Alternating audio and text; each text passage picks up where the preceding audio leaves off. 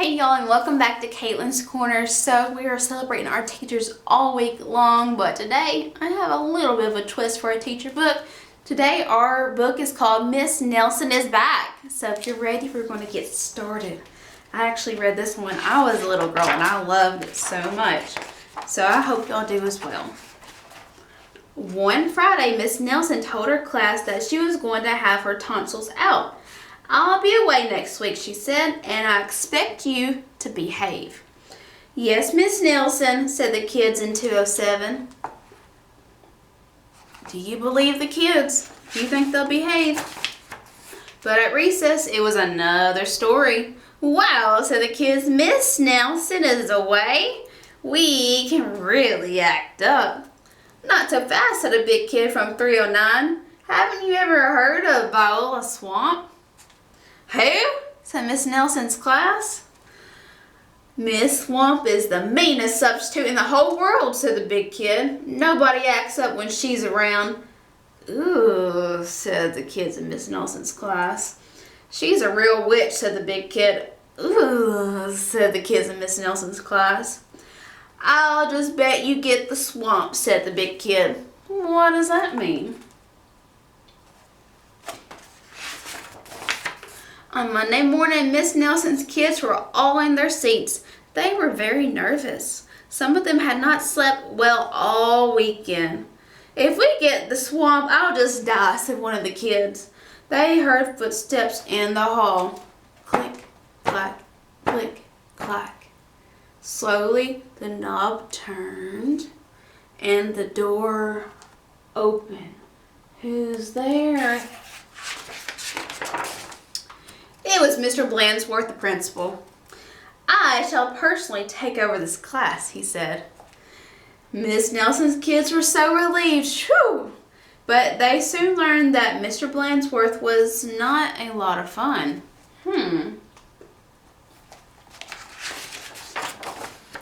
All morning, Mr. Blansworth tried to amuse the class with his corny card tricks. "Oh, brother," said the class. That afternoon, Mr. Blansworth showed the class his favorite shadow puppets. "This is kid stuff," said the class.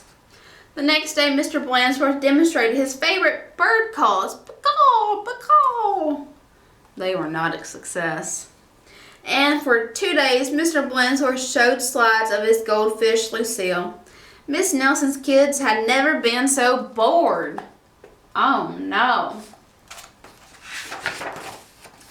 While dusting erasers in the schoolyard, 3 of the ringleaders of 207 discussed the situation. "Something will have to be done," they said. "We must get rid of Blansworth."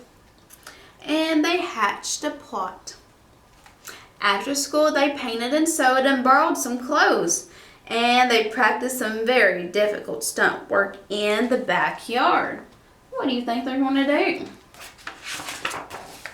The next day, they weren't in class. "That's too bad," said Mr. Blansworth. "They'll miss all the excitement." Mr. Blansworth was about to show the class his collection of ballpoint pens from all over the world when someone came to the door. Slowly, the knob turned and the door opened. Uh-oh. "Oh, look," said the class. "Miss Nelson is back." Mr. Blansworth was surprised. "You're back sooner than we expected," he said. "Is that Miss Nelson? She looks awfully a lot taller." Well, a tall and lumpy Miss Nelson tottered into the room. And the tall and lumpy Miss Nelson didn't speak. Said the kids. "Her throat must still be sore." "Yeah." "Are you sure you're well enough?" said Mr. Blansworth. "She's sure," said the kids. "Well, in that case," said the principal, "I'll be getting back to the office. Nice to have you back, Miss Nelson." And he left the room. Do you think that's the real Miss Nelson? "Hot dog," cried the class. "We got rid of Mr. Blansworth. Now we can do just as we please." And at the stroke of 10, the kids from 207 left the building. No one stopped them. The kids left the building. Now, was that very safe? They went straight to the movies where they saw the monster that ate Chicago. Twice. This is really living, they said. Afterward, they went to Lulu's where they stuffed themselves silly, but soon they made a serious mistake. Uh-oh. Heading back to school, they passed Miss Nelson's house. Miss Nelson couldn't believe her eyes. "Those are my kids," she said in a scratchy voice. "What are they doing out of school, and who is that with them?" Miss Nelson telephoned Mr. Blansworth to see what was going on. "You're not Miss Nelson," said Blansworth. "Miss Nelson is back." And he hung up. "Can't fool me," he said. Said Miss Nelson. "Something will have to be done." And she went to her closet. What do you think Miss Nelson's going to do? The real Miss Nelson. Back in 2007, Miss Nelson's kids were spending an agreeable afternoon. They were very pleased with themselves. "We should do this more often," they said. They did not notice the figure out in the hall. Slowly, the knob turned and the door opened. Who's there? "My name is Viola Swamp," said the lady in a scratchy voice. "Yikes!" cried the kids. "The swamp!" "That's right," said Miss Swamp, "and I'm here to whip this class into shape. Get back to those desks on the double." The class did as it was told. The big kid from 309 was certainly right. Miss Swamp was a real witch. There's Miss Swamp. She knew how to get results. The class did a whole week's worth in no time. "We shouldn't have gotten rid of Blansworth," they said. "Pipe down," said the Swamp.